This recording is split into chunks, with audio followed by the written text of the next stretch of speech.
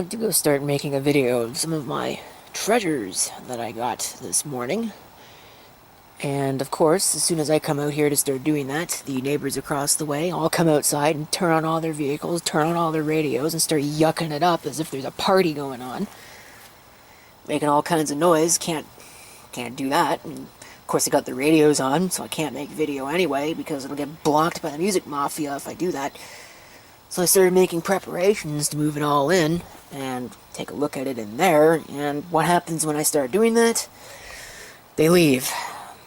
And now it's quiet. Bastards. Whatever. Anyway, I didn't expect to get these. There was a computer tower that was listed as free that I was kind of interested in. Doesn't work. It'll be the subject of this video, which we'll get into in a minute. But it wasn't exactly close, and the guy said, oh yeah, I can drop it off if you need to, but because it's not close, it's about a 50-minute drive one way.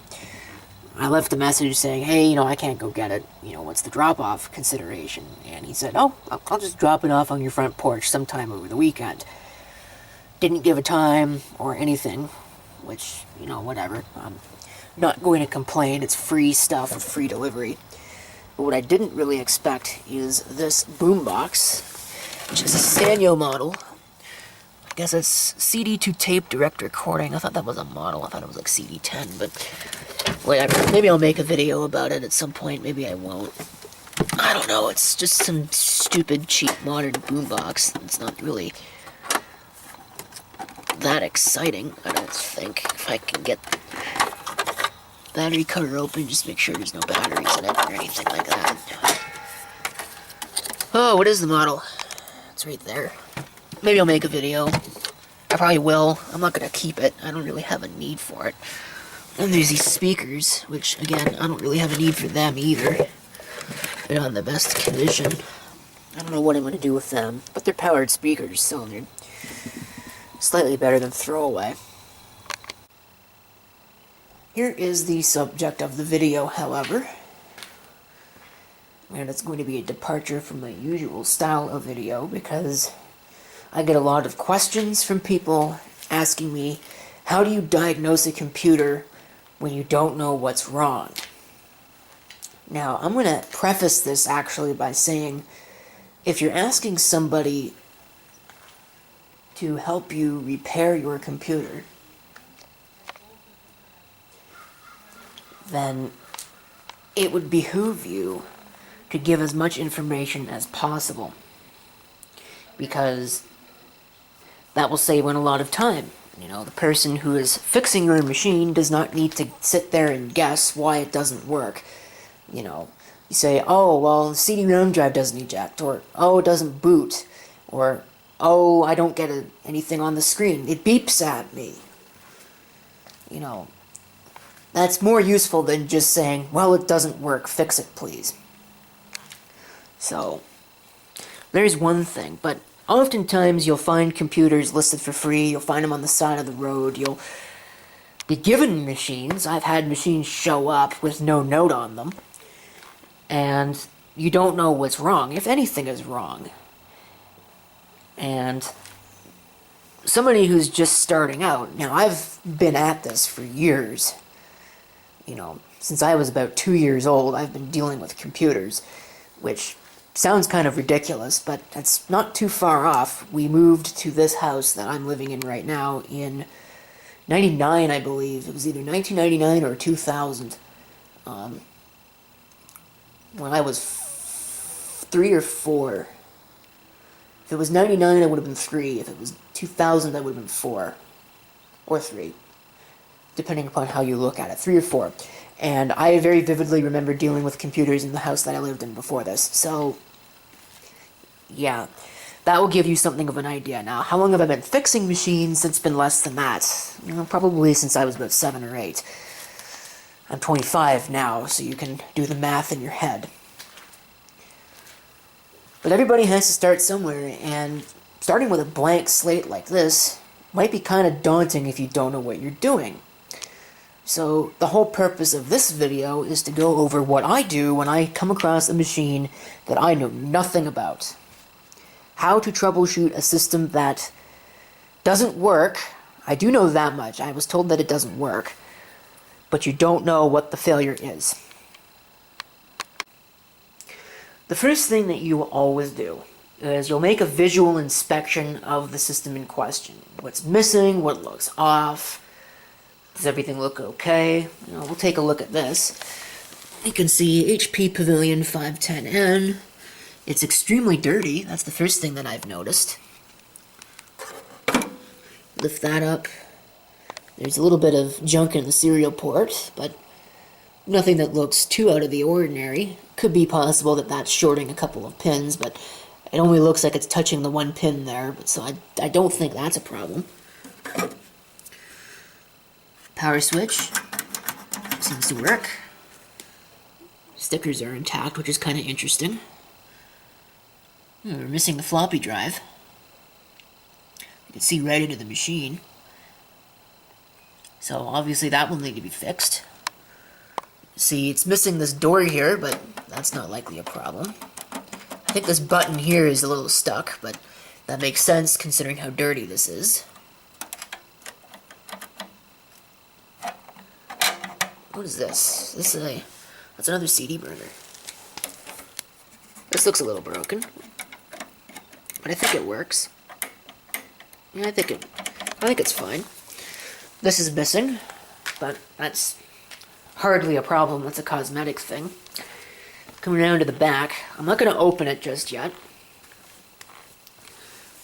I usually save that for after the first power-up test. That way if it explodes, at least it doesn't explode in my face. Let me take a look. I don't see anything out of the ordinary here. I do see that this has an Atx Power Supply, which might make replacement interesting if it doesn't work. Again, we see schmutz on the back, but that's not too bad. I could probably just take a paintbrush and clean that off. This modem. Nothing's missing, nothing looks out of the ordinary. There's no fan, but this is an older system, and being a Celeron, it probably doesn't even need a case fan. It's probably just fine without one. Some more information. Pavilion 500. But nothing really looks out of the ordinary here. Oh, I'm probably going to just take a paintbrush if I can find it. I do have a paintbrush for this purpose. Just take a little brush. Doesn't have to be anything fancy. And dust off the ports a little bit, just to make sure that everything there is clean. There's nothing obvious. I do see a little bit of corrosion here. Might be worth noting. And then what I'm going to do is I'm going to just plug it in. Get a power cord. And we'll just plug the machine in and see what, if anything, happens.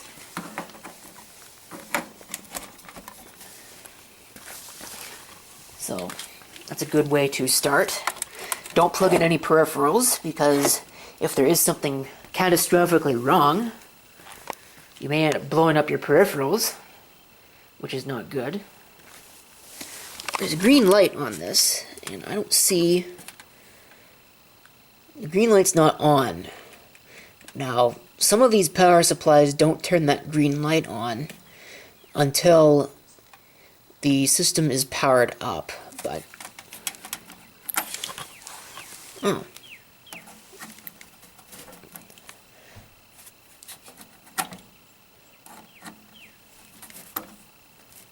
Yeah, that doesn't seem very promising.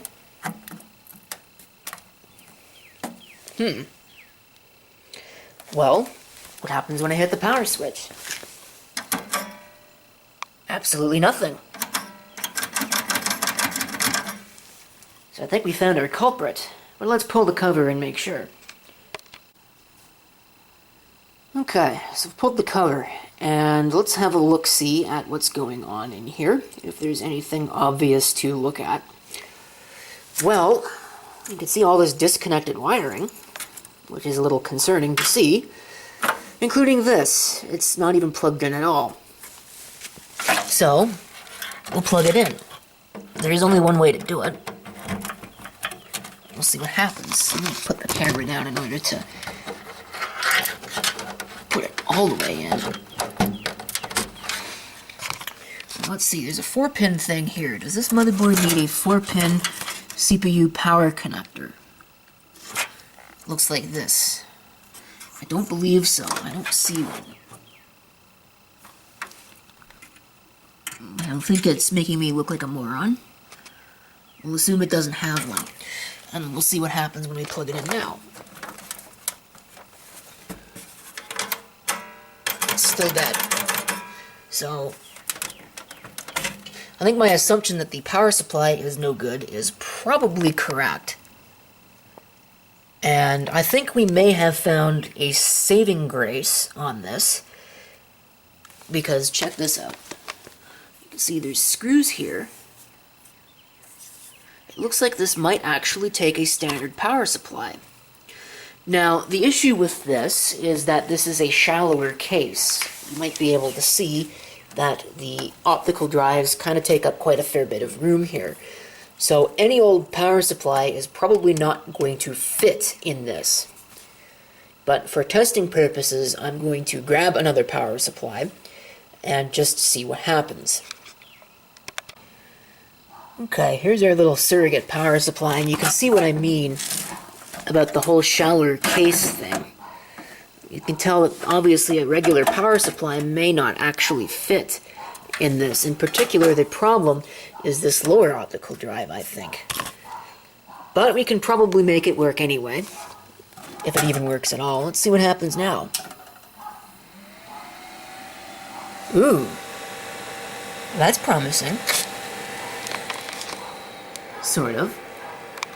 I don't know if this has a power LED. Not really sure if it's doing anything.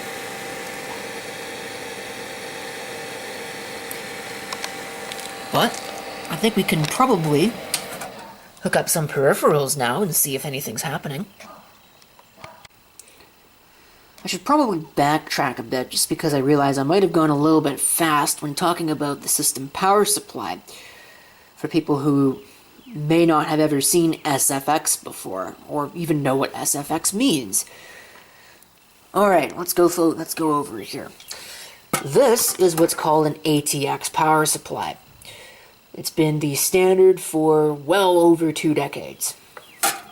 You know, it's been the standard for quite a while. Many years. If you walk into any computer store and you ask them for a power supply, what they're going to hand you is probably an ATX power supply. It looks something like this. A lot of the newer ones have got the fan on the bottom, and it's just a grill in the back. You know, this is a standard power supply. This, which is what came out of the other machine, well, it kind of almost looks like that from the front. But you can see, obviously, not so much. And if we take it out of its cage, you can see, well, it's definitely not ATX, is it? Even though it says ATX right on it. Now, SFX is not different from ATX, and technically they're not wrong, in its specifications, which is to say all of the wires, all of the wire colors, all of the voltages, and all of the functional aspects of the power supply is exactly the same as ATX. But the S, and I think, I don't actually know what the S stands for exactly, but my guess would be small. You can see it's obviously quite a bit smaller than an ATX power supply. There's also TFX. I believe the T stands for tiny, and again, functionally, it's the same as ATX. There's an example of one right there, but you can see, obviously, it's quite a bit smaller than even SFX. It's a different form factor. They're just different form factors. But it matters when you go to look for a power supply, because any old ATX power supply is obviously not going to fit. There's a reason why they use the small one. Now, these HP cases kind of suck because they're really cramped, and you know, evidence of that is just like right here. And the problem with these comes when you go to stuff a Pentium 4 and all of the heat-producing cards and accessories and everything else into these. They get hot and they stop working. But in any event, I do now have a monitor. I forgot to get the keyboard, but it shouldn't matter for the purposes of what I'm about to do here. Have a quick listen. See if you can hear any beeping. See if anything comes on the screen. Which it does not look like it. I don't hear any beeping. There is an onboard speaker. But it doesn't seem to be doing anything.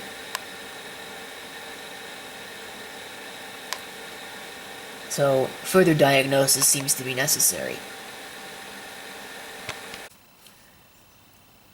When you're working with a machine that is doing seemingly nothing, what you should always do is simplify your configuration. Get rid of all of the unnecessary fluff, anything that's not needed, in order to make the system work. One other thing that I will always do is take it a little bit further than that, which we'll see in a second. So, obviously you need a CPU, so we can't do anything about that. And again, I'm making the assumption that there's actually a CPU installed in here.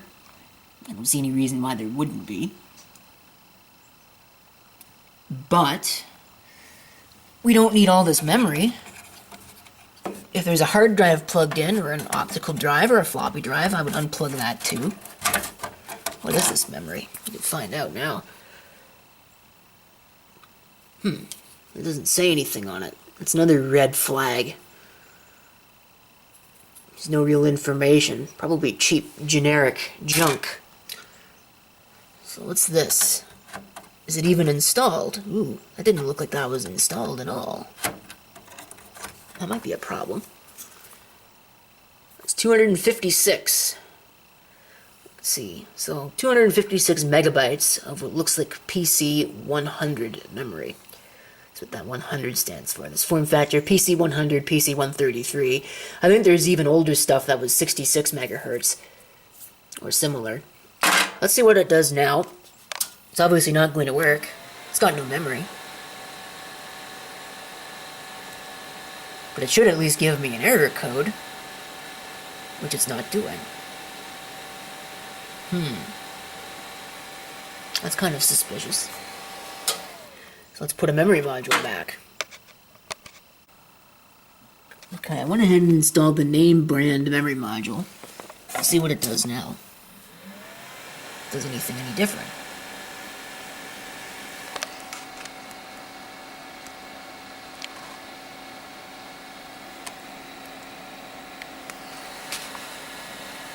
Does not seem to have done anything else. Okay, well, let's go a little bit further down the chain. There's a modem down there. I think I'll go and I'll pull that out. Is there anything else? Oh, there's a port on the back right there. I might pull that out and see what happens. But I don't think there's really anything else on this board. I'm going to double check it again and just make sure I don't see a 4-pin CPU power connector anywhere. I almost thought that little cluster of chips right there was, but it's not. I don't see one. Unless they really hit it, I don't think this needs the 4-pin. So, let's start by removing that modem and maybe this connector and see what happens from there. But I don't think, since it's not doing anything at all, I don't think that's a good sign. Okay, I've pulled out the modem and the little connector. I don't believe there is anything else, really. I mean, there's a fan header right there that's got something plugged into it, but that's for the CPU fan, so we don't want to unplug that. And it's not very likely that that would be causing a problem anyway. If it were causing a problem, the system would probably not even try and power up at all. Well, there's another connection right here, looks like for USB. Probably not an issue, but we'll unplug it anyway, just to continue to simplify the configuration. There's a serial port header there, that's already unplugged. Don't have to deal with that. So, the other thing we might try doing is removing this little battery. There's also usually a jumper on motherboards that will clear the Cmos settings. That almost never solves anything, but it doesn't hurt to try it, just in case there's an invalid setting causing it not to work. Let's see what happens now. Can't imagine it's going to be any different.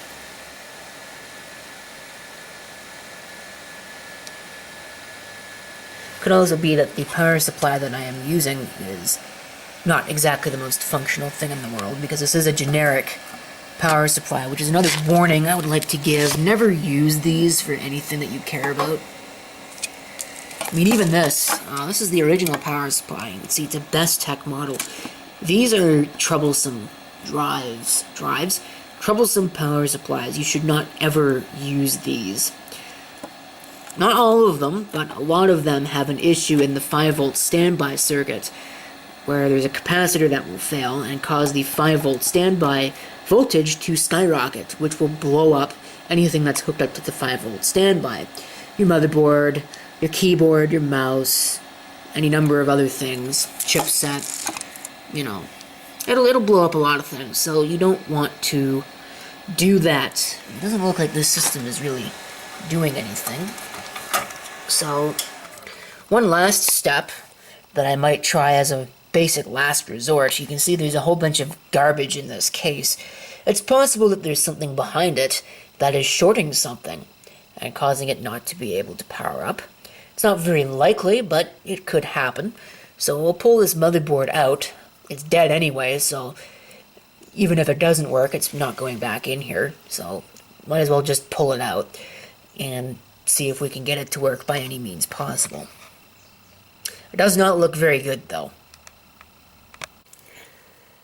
Okay, here it is out of the machine now, just for one last test, which I don't expect will go any different from the previous tests, just because it's really rare for there to be an issue with the system that causes shorting and the system will still power on. But I've seen weird things happen with computers, so you never know. You might as well exhaust all the avenues, because who knows, you might learn something. And that's very important, isn't it? So we'll give it one more try and just see what happens. I don't expect miracles. But hey, if it happens to work, cool. But it does not look like it's doing anything any different.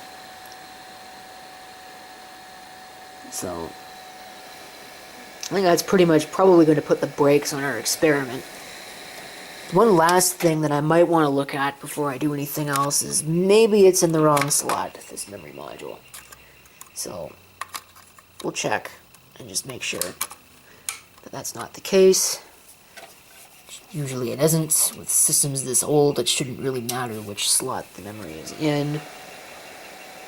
Well, this age. Older ones it certainly did, but these ones, the PC-133 or the PC-100 or the PC-66, it really does not. So you can see that it's still not doing anything.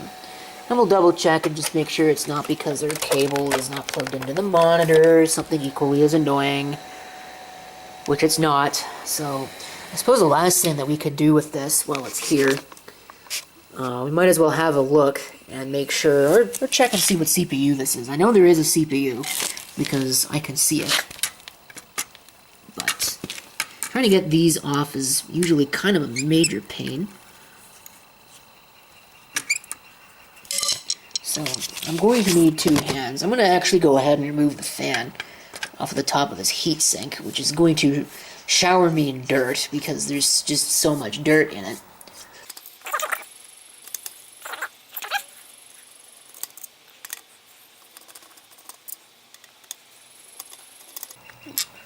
So, fan's good, so even if I don't end up keeping the heatsink, the fan is okay. You can see that's,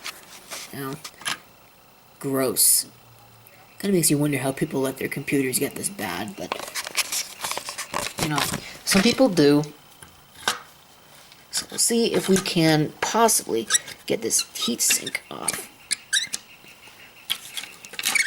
This is never a fun thing to do, because these tend to be on there pretty tight.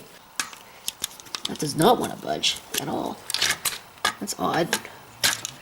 Normally you can get it to at least do something. There we go. Got it loose. I think. Do I have it loose? I do have it loose. So why is it not coming off? Wow. That's tight. This might not be good for the heatsink or the motherboard. Okay, now it should be really off now. There's a little lever. You can see here, there's a little lever. Well, actually I can't because the heatsink is in the way. Okay, this could be real fun.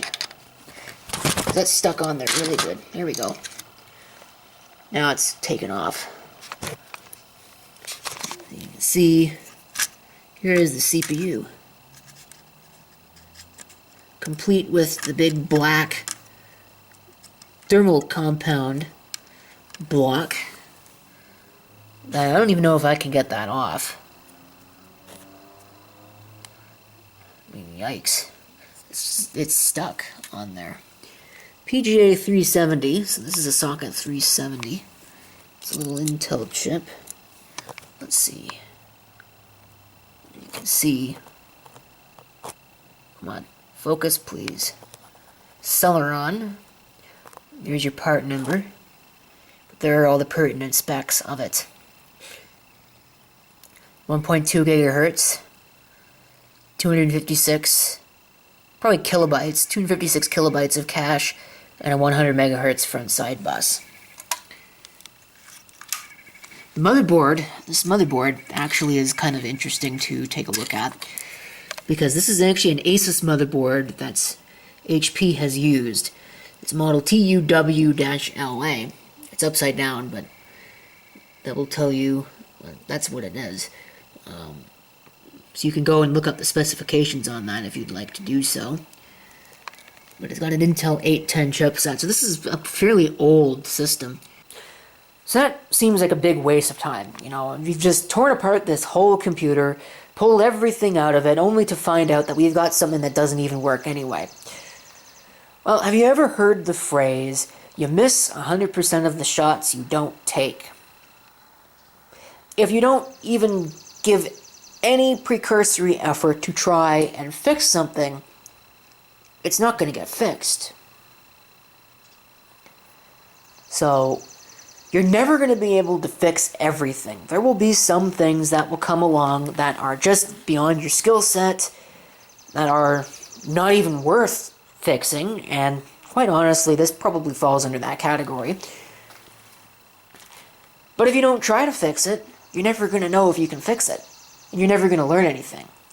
And that's all this really is. It's a learning experience. You get to understand how a computer system works. All of the components. You know, what's broken. What works. What maybe works. You know, and even out of this, there's probably some parts that still work. I wasn't able to test any of them, but, you know, it's possible that the memory is still good. I'm not so sure I trust something like this, but it probably works. And even if this one doesn't, that one probably does. 256 megabytes. It's not a bad little thing to keep around for testing something else or upgrading something else. The CPU probably works. It's not anything particularly special, but, you know, I'm sure it works. The modem probably works. Not that there's much of a use for one of those these days, but it probably works. I'm sure somebody can find a use for it. The fan still works. The cooler probably still works, or would if I cleaned it. And we got a good case that, after some cleaning, probably would be just fine for a system that doesn't need a whole lot of expansion, doesn't need a whole lot of really anything. Now, the one other thing that I do want to point out about this case is that you might have noticed that there's this big huge gap right here. And this is where the floppy drive would go, but it's also where the hard drive would go. There's supposed to be a little cage that fits in right here. If you remember in my older videos, I had an HP Pavilion 541C for a while, which had the same basic setup, same basic case actually. I think it was basically exactly the same case. The only difference is the color scheme on this one's a little different. I think this one's translucent as opposed to the 541C, which was just opaque and it was blue, as opposed to this one, which is all gray and silver. But there's supposed to be a cage that goes here, and that cage is missing, and that might limit the usefulness of this particular case. I can't install a floppy drive, can't really install a hard drive unless I find somewhere to put it. But in the case of this, I don't need both optical drives, so what will probably end up happening is the hard drive can end up going right here.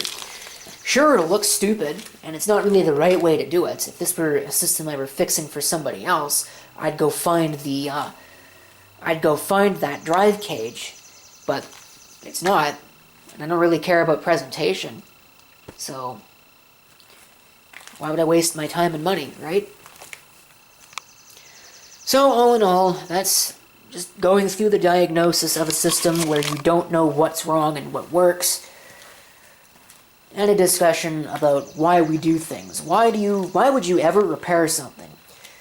Well, so you can learn a little bit about what it is that you're doing. You don't need to know everything. Nobody is ever going to know everything. But if you put in an effort to at least learn how something works, who knows, you come across another one of these machines.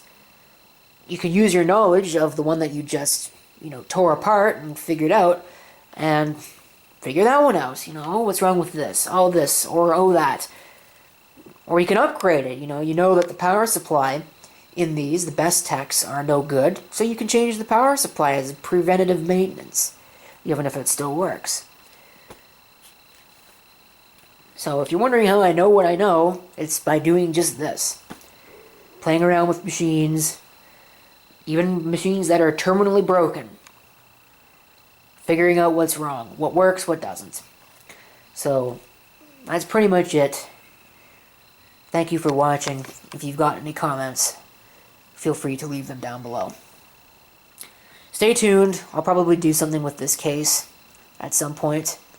Certainly going to clean it because it's disgusting, but I'll probably do something else with it.